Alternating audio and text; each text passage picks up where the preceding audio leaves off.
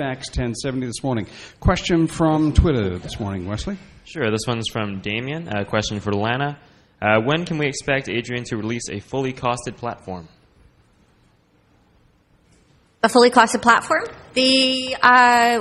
I think the final part of our platform comes out today. It's probably rolling out right now as we're on air. What we did is we released how we would generate revenue, and then we've been telling people what we're going to do with that revenue. So I think it's a very comprehensive plan. Anyone else want to jump in on this? So just to be... Oh, sorry. I'm sorry. I speak for a few people. It's nothing against you, but I find it really disrespectful that a fully costed plan wasn't introduced right away. In what way is that disrespectful? Well, you're hiding it from the voters. How are we hiding it? It's the final part of it's being released today. Where's it? Well, today, but what about last week? We're in an election already. I think it's really important to tell people how you're going to pay for things. And You've had about a year to figure that out. We've committed to our revenue sources for 4 years. There won't be any surprises. And I think it's quite interesting. It's an interesting way to roll out a platform. We've broken it down into sections, and today is the environment section. So you disagree with your constituency association. I think they had suggested the platform should come out 6 months in advance of an election. We're now well into what feels like, for me, into the election. It's fully released today? It will be fully released today? It will be fully released today. What about that, though? I mean, originally you kind of indicated as a party that you were going to release it the day after the campaign started, and here we are a week later, and we're still waiting for details of everything to come out. Is that a way of, I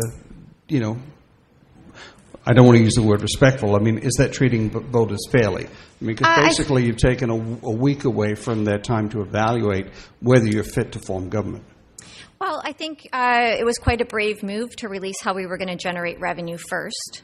And as we've been rolling things out into sections, there's a lot of disengagement with voters right now. Why do you think that is? Probably people don't have a lot of faith in the system. We've seen a lot of lies coming out of our current government, and people get disillusioned with it. So what we've done is we've rolled it out in different sections, hoping to create a bit of excitement, and today will be our final rollout. And I think it's actually worked quite well.